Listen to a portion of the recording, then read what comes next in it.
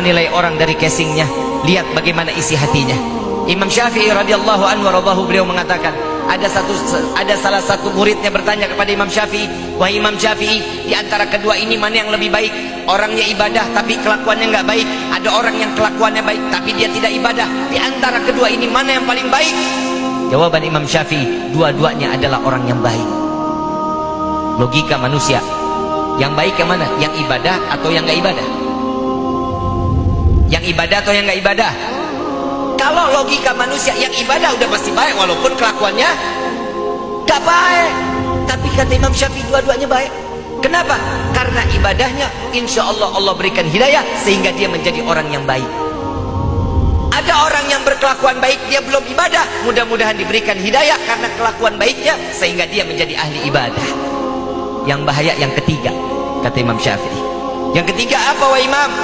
Orang lebih pandai menilai orang lain dibanding dia harus menilai dirinya sendiri. Itu yang paling bahaya. Ngelihat orang tuh jelek, ngelihat diri udah kayaknya sempurna, sama berarti dia 11-12 dengan iblis.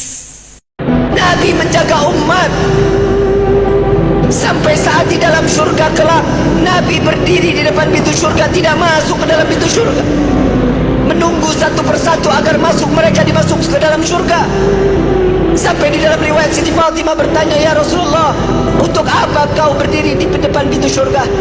Aku menunggu umatku, jika satu yang tertinggal belum masuk ke dalam surga, maka aku tidak akan pernah masuk ke dalam surga, ya Allah.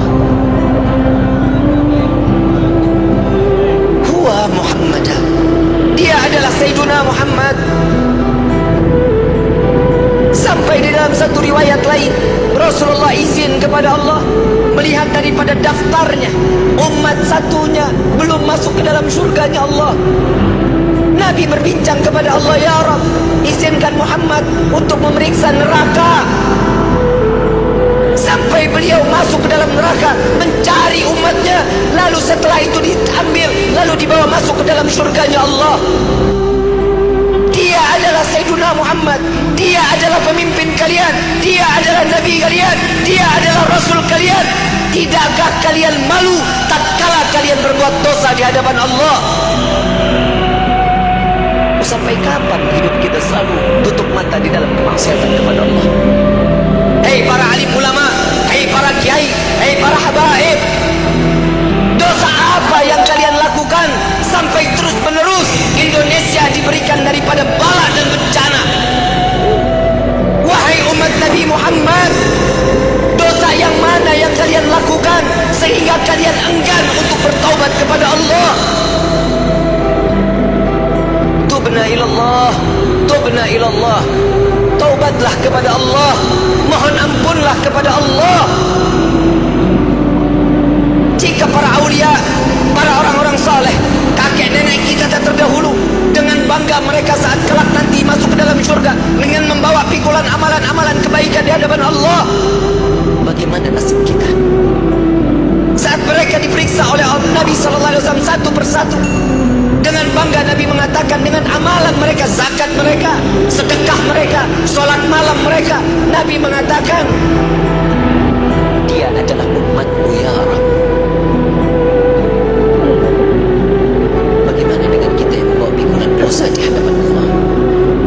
Tatkala kita membawa pikulan-pikulan dosa, dibuka, diperiksa oleh Nabi, Nabi tetap mengatakan dia adalah umatku ya Allah, sambil meneteskan air matanya. Wahai para istri, kalau lisanmu lebih tajam dari pisau, jangan berharap rumah tanggamu penuh rahmat. Jika kamu sedikit-sedikit ngajak suami ribut, teriak-teriak, membentak, merendahkan, merasa paling benar, padahal sedang menumpuk dosa, ingat, surga seorang istri ada pada ridha suaminya. Tapi kalau setiap hari yang keluar dari mulutmu hanya emosi dan provokasi, yang datang bukan ridha Allah, tapi laknat dan murkanya, di alam kubur, istri yang suka ribut dan menyakiti suami akan menjerit ketakutan, kuburnya terasa sempit dan gelap, ular besar dan para kalajengking menggerogoti tanpa kasihan, karena lisannya dulu tidak pernah dijaga.